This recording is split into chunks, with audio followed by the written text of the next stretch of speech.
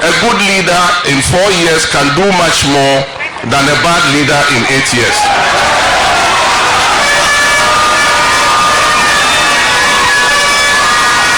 Recently, there was an issue about a document called Agyapade3. They said it's fabricated. I say PENDREAM TV. PENDREAM TV there. Them yopo. Somebody says, I have only 4 years, and that person has the opportunity for 8 years. A good leader in 4 years can do much more than a bad leader in 8 years.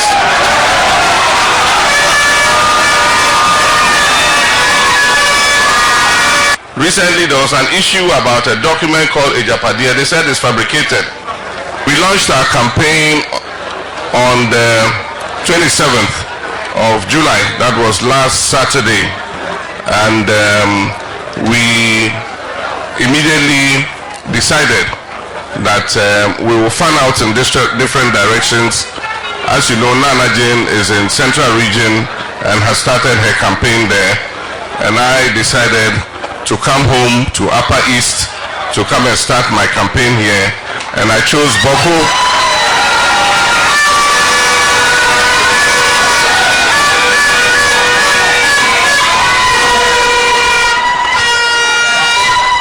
And I chose my home Boko as the first port of call. And so this morning we're starting the national campaign here in Boko. We've already gone indoors and spoken to my father, the Boko Nabra, and we've discussed a few issues, but there are a few issues that I think that I should say publicly so that we all are on the same wavelength. On 7th December, we have the opportunity to go and vote in both the presidential and parliamentary elections.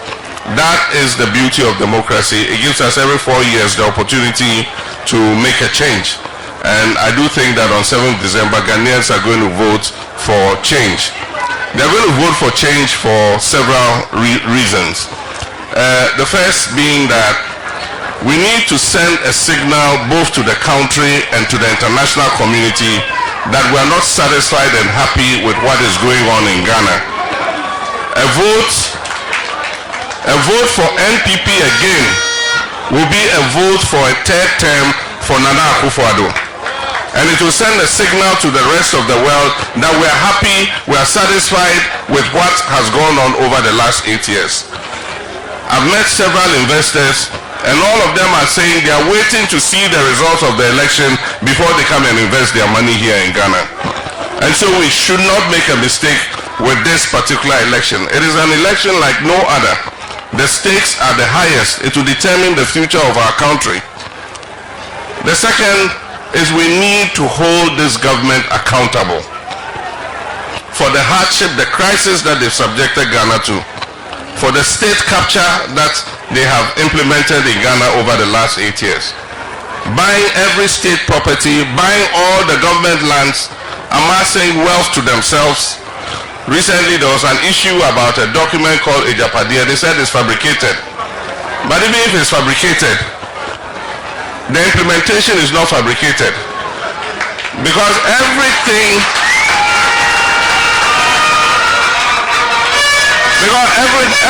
that is written in that document has been implemented. So if really somebody sat and fabricated that document, then the person can really read the minds of people. Because how they could have written that document and read the minds of Nana Akuffo Addo and his family, that this is what they were going to do, that person is a proper creative writer. Because everything in that document has been implemented. And so the implementation cannot be fabricated. So they must be held accountable. And that is why Nana Addo says he will not hand over to John Dramani Mahama. Because he knows that when I come, I'll hold he and his family and his government accountable for what they have done.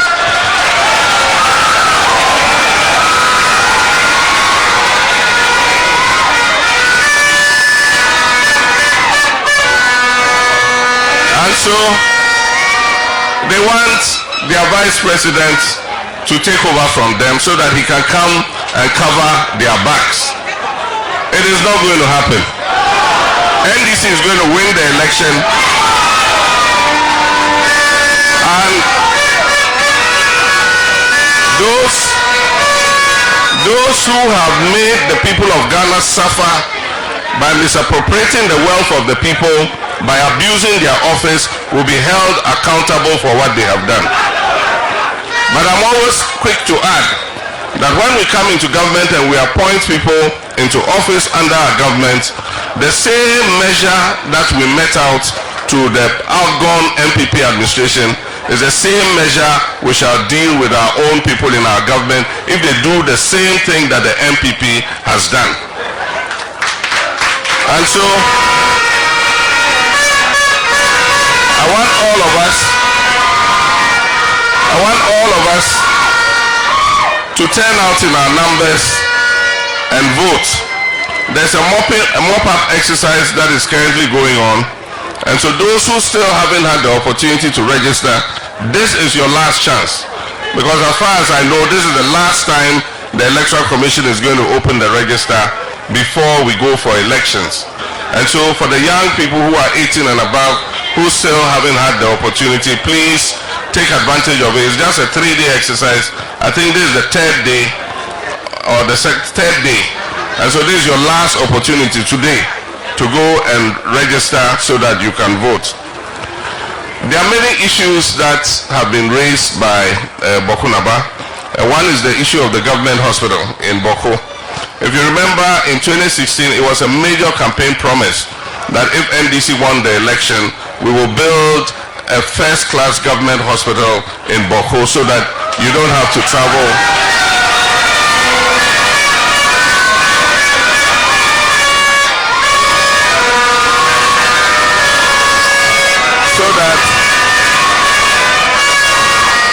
So that you don't have to travel to Bolga and to Tamale to seek medical care. There is a hospital we're building in Garu, which unfortunately has been abandoned. I can assure the people of Garu that when we come, we'll continue and finish that hospital too, so that they can have access to modern healthcare facilities. There are many projects that we were working on that unfortunately have stalled. I remember I cut the sod for the start of the Bolga-Boku-Pulmakon road sometime in 2015. We expected that that road would have been completed today. As of now, the contractor has left site and the road has been abandoned. I can assure you, and I assured my father Boko Naba, that when we come, we'll tackle that road and finish it. We also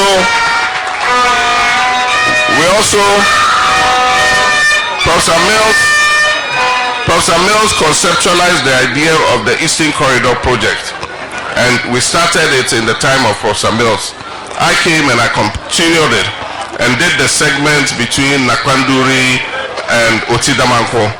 There's another segment from Nakwanduri all the way through to Kulungungu. That segment has not been started yet. I can assure you when we come, depending on the availability of resources, and we will prioritize that road, we will complete the Eastern Corridor road so that it will make it easier to move from here to the south.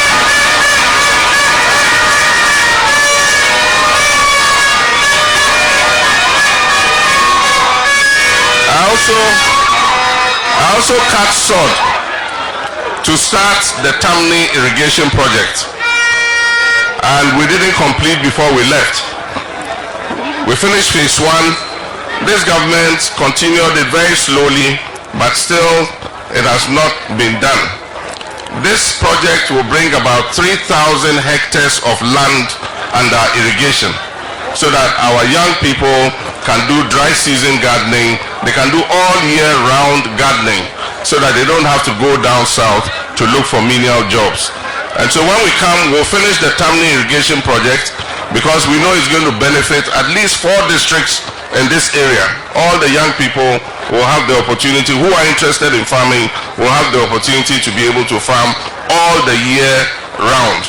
And so Tamni is one thing that will finish. In addition to that, Boko Naba raised with me several other issues, including a tertiary educational institution in Boko area. because we don't have tertiary educational, there's no university in this area. So the young people, when they finish school, have to travel to other places to go to university. And he's recommended that we use the Savannah Research Institute's project office here as the basis for that. We'll look at the feasibility and see how we can get that going.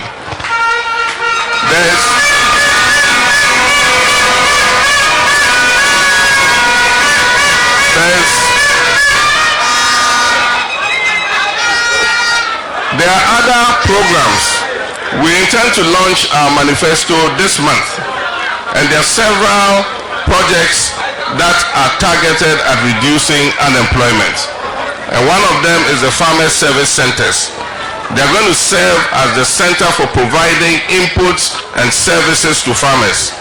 We're going to start with 50 of them, and they will be put in strategic locations so that all farmers will register. At the beginning of farming season, they'll give you the seeds, they'll give you fertilizer, they'll give you the inputs, they'll come and plow for you and do everything that you need. At the end of the harvest, when you harvest, you go back and pay the credits that you have been given, so that the next season they can come and do the same thing for you. And so the Farmer Service Centers are going to be a one-stop shop to assist our farmers to be able to increase production. The problem with our economy is that we're an import-dependent economy. Even things that we can produce ourselves, we are importing. And so we're importing rice, we're importing tomatoes from Burkina Faso, we're importing fish, we're importing vegetable cooking oil, and so many other things to the tune of almost $3 billion a year. The only way we can improve the lives of our people is to make sure that we produce as much as we can ourselves so that we can have enough food to eat, and even export to make foreign currency come into our financial system. And so we're going to do that to turn this economy around, stabilize the economy, stabilize the cedi that is running away. It was 4 cedis in 2016. Today it is 16 cedis, and people are asking us to praise them for doing well. Inflation went up to 54%. Today it is above 20%, and they're saying we should say congratulations to them for doing well. That's why I say they are living in an illusion, because it doesn't look like they are living on this same planet or in this same country with us. They say people are not hungry, yet the statistics show that 8 million of our people went 24 hours without food because they could not afford to buy food. And so we must make a change, and the opportunity to make that change is 7th December 2024.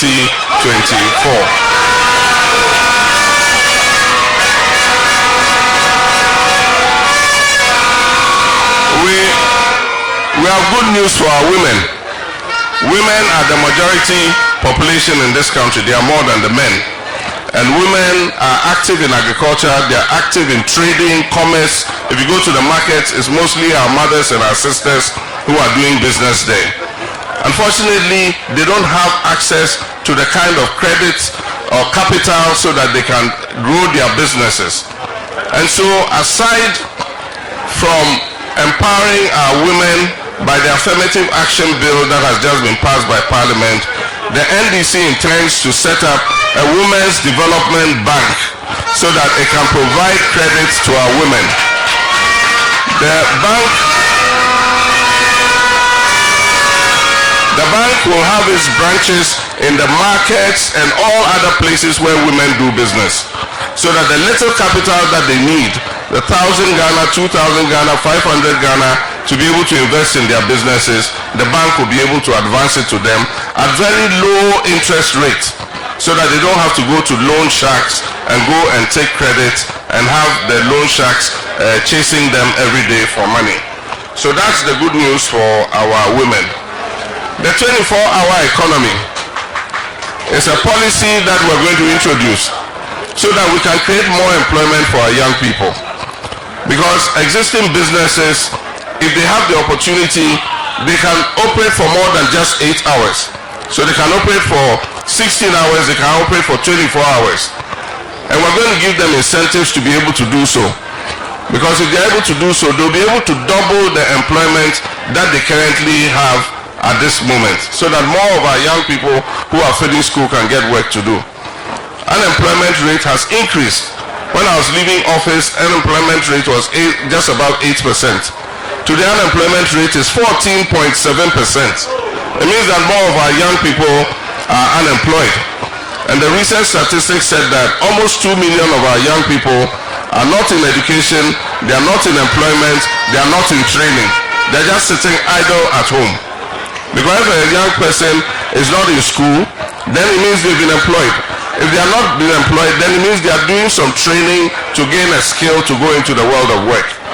And so we're going to introduce the National Apprenticeship Program, where we will pay master craftsmen, welders, auto mechanics, carpenters, masons, hairdressers, beauticians, dressmakers. We will pay them to take our young people and teach them a skill so that they also can go into the world of work and earn something for themselves.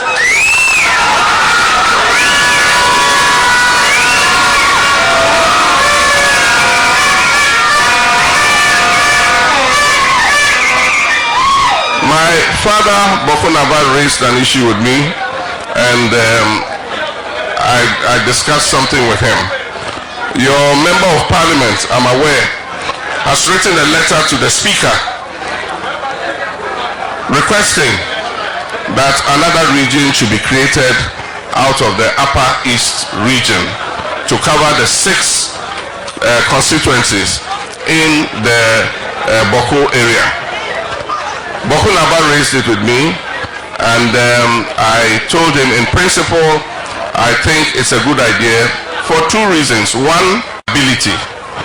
Now, if you look at Northeast, I think that the people in the Boko area here, in these 6 constituencies, the population is probably more than in the Northeast. I don't have the figures.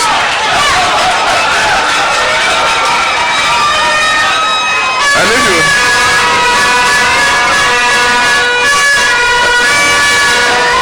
you look at the land size is comparable to the land size of the Northeast. If you look at economic viability, Boko is a major trading and commercial center. And so it qualifies on all the 3 grounds. And so I told my father that there are some constitutional provisions that we need to look at. There are some requirements that we need to satisfy. And that is, first, a petition must be submitted to the president of the country. And the president of the country must set up a commission of inquiry.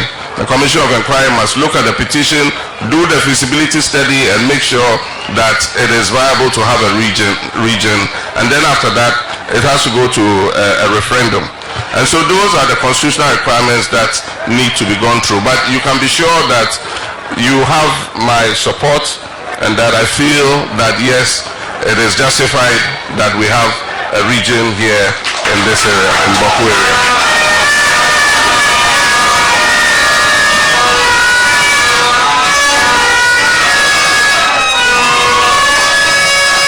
And so, finally, I'll urge all of us to make sure that on 7th December we turn out in our numbers, and that we turn out to vote so that we can end the suffering and hardship that we've been subjected to. Ghana deserves better, and I believe that NDC would come and continue the good work that we started, that we did not have the opportunity to finish, so that we will come and continue to build up the prosperity and progress of the people of Ghana. Somebody says, I have only 4 years, and that person has the opportunity for 8 years. A good leader in 4 years can do much more than a bad leader in 8 years.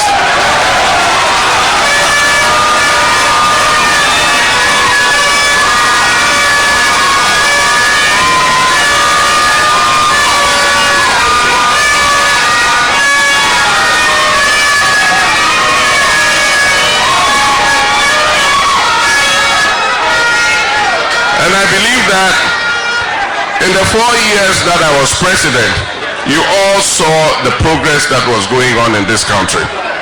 I came and met an energy crisis, we resolved it, and I was even accused of providing excess generation capacity.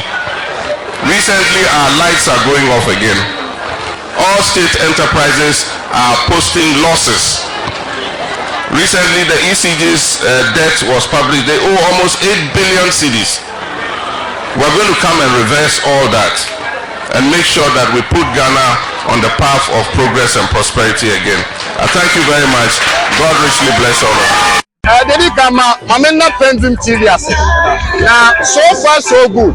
Say open online portal e wo Ghana. Nipa share, nipa follow, nipa comment here. To my best of knowledge, without any biases, PENDREAM TV. I see say a lot of people are moving from the traditional media to the social media.